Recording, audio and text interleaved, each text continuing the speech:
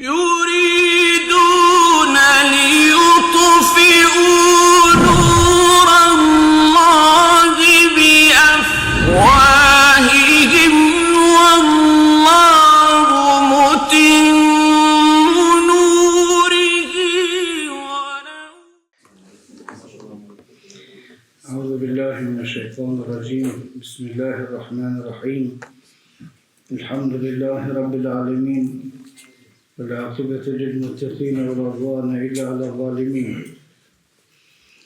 والصلاة والسلام على أشرف الأنبياء والمرسلين نبينا محمد وعلى آله وصحبه وسلم أجمعين. فقال الله سبحانه وتعالى نبرد من آية من سورة النساء ولكم نصف ما ترك أزواجكم إن لم يكن لهن ولد. Juve burrave ju takon gjysma e pasurisë që e lën gruaja e juaj kur vdes, nëse ajo nuk ka fëmijë. Fe in kana lahunna walad, nëse ajo ka fëmijë, felakum ar-rub'u mimma tarakn. Juve ju takon 1/4 e asaj që e kalon, jo gjysma tash. فإن كان لهن ولد فلكم الربع مما تركن.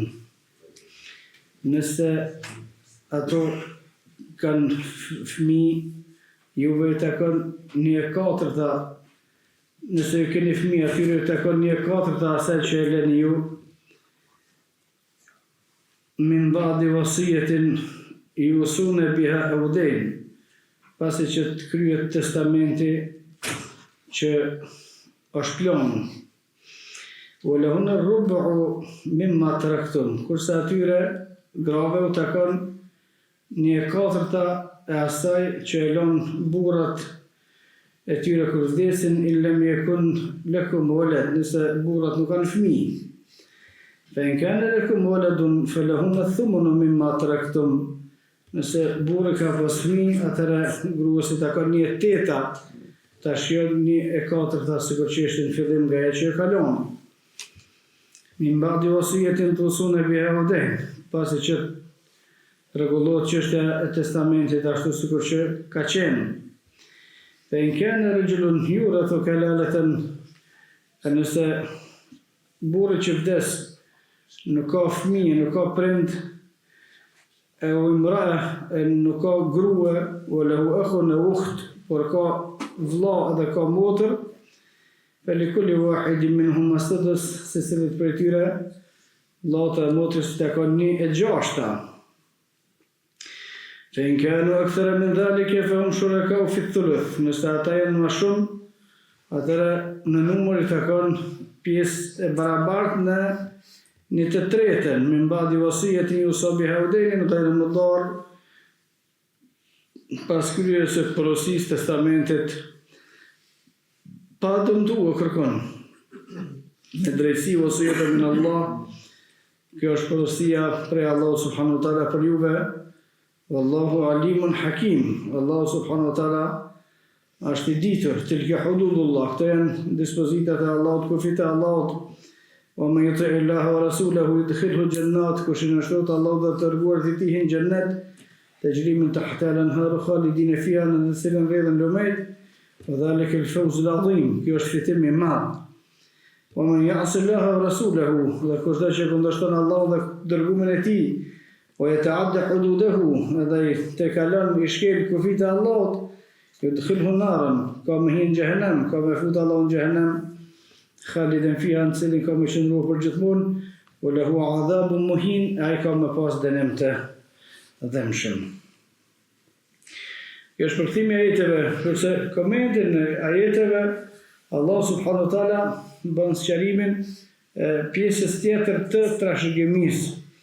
Në ajetin e para këtina, Allah subhanahu wa taala tregon pjesën e secilit që i bjen prej fëmijëve edhe prindërve, kurse në këtë ajet Allah subhanahu wa taala e shpjegon pjesën e trashëgimisë që u takon bashkëshortëve, burrit edhe gruas, nëse edhe burri trashëgon gruan edhe gruaja trashëgon burrin. Nëse gruaja vdes dhe kalon pasuni, e që automatikisht kuptohet në shariat se gruaja ka drejt me pas pasuni të vetën, vetë. Edhe burri ka pasuninë e vet, ajo është tjetër. Gruaja ka të drejtë pasuninë e burrit për të gjitha çështjet elementare, kurse burri s'ka drejtë pasuninë e gruas vet kur gjej. Ajo është këtë pasuni personale e gruas. Edhe as nuk ka drejtë me marr për shpenzimet e familjes, as kur gjej, se ajo veç për vetë ka pasuni dhe çka do. Shariati në Islam ajo menaxhon e drejton edhe që kudo pasuninë e vet që e ka personale private. Dhe nuk është e detyruar me shpenzu për familje as për fëmijët e vet, as për veten e vet, nevojat e veta, as për burrin vet. Kurse burri ka për detyrë me shpenzue çështjet që kanë të domosdoshme edhe për grua dhe për fëmijët e vet. Çështjet të domosdoshme në banimi, ushqimi, veshja dhe pjesa shëndetësore. Walakum nisfu ma taraka azwajukum. Nëse vdes gruaja, gjysa çësaj pasunie që ka pas i takon burrit. Nëse gruaja s'ka pas fëmijë. Nëse gruaja ka pas fëmijë, atëherë pasunia 1/4 e pasunisë gruas i takon burrit. Pastaj gruaja mund me pas fëmijë me këtë burr, mund me pas fëmijë që ka qenë martuar nëse ka qenë përpara me burr tjetër, me fëmijë tjerë, pasunia pastaj për çdo çështje të trashëgimisë kur përmendëm në shpjegimin e kaluar është prej temave më të vështira, për shkak se një person shtohet, diku në familje ndryshon krejt situata. Nëse gruaja që vdes ka pas fëmijë, atëherë burri takon 1/4, jo gjysma, nëse s'ka pas fëmijë, sikur që kënë fillën. Pjesa tjetër, nëse burri vdes, gruaja ka hise në pasurinë e burrit. Nëse burri vdes, thëtë Allah subhanahu wa taala e takon 1/4 gruas. Në fillim. Nëse gruaja vdes, burri takon gjysma. Nëse ka pas gruaja fëmijë, takon 1/4, gjysma gjysës. Kurse burri kur vdes, gruas takon 1/4 në fillim, nëse ka fëmijë, burri i takon 1/8. Dhe këto përsëri nuk janë ndarje të barabarta, për shkak se këta nuk janë të barabarta, nuk janë njëjtë. Burri dhe gruaja, por çdo ky është burri, ky është grua, dhe se në barabartë se nuk kanë të barabartë shumë burra të dyve ose gra të dyve. Nëse burri që ka vdek nuk ka fëmijë, gruas i takon 1/4 pasunisë së tij, nëse ka pas fëmijë i takon 1/8.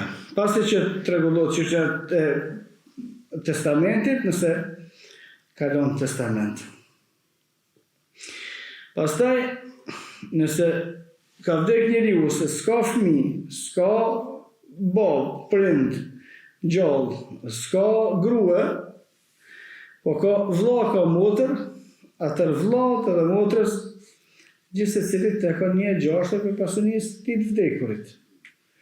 Nëse vlla motra janë më shumë, 2 vllazni 3, 4, 5, 2 motra 3, 4, 5, pastaj ndryshon situata dhe gjithse cili merr pjesë të 1/6, të 1/3. Min ba'di wasiyetin yusa biha al-dayn, pasi që rregullohet çështja e testamentit dhe me zbatuar shariatin në ndonë e trashëgimisë është porosi prej Allah subhanahu wa taala dhe kushdo të Allah tilka hududullah, këto kufi unë ja kam vendos, që ti takon çka, që ti takon çka, që ti takon çka, Allah ka vendosur çështën. Kushdo që وَمَنْ يُطِعِ اللَّهَ وَرَسُولَهُ, kushdo që nështrohet Allah dhe pejgamberit në çështje të trashëgimisë këtu dhe në të gjitha çështjet pastaj në përgjithësi, yudkhilhu jannat, ka me hinë xhennet. Në të cilën e vëmendën kjo fitim e madh. Në kundërtën, وَمَنْ يَعْصِ اللَّهَ, kushdo që e kundërshton Allahun në çështjet e trashëgimisë, edhe në çështjet e shariatit në përgjithësi, kushdo që e kundërshton Allahun dhe të dërguarin e tij, hin xhehenem. Dispozitat i ka vendosur Allah subhanahu wa taala për me i zbatu. Kushdo që i kundërshton dispozitat e Allahut, fundin e ka në xhehenem. Kushdo që i përmbat dispozitave të Allahut, edhe vdesi i tillë përfundimin e ka në xhennet. وأقول قولي هذا وأستغفر الله لي ولكم فاستغفروه لكل ذنب إنه هو الغفور الرحيم.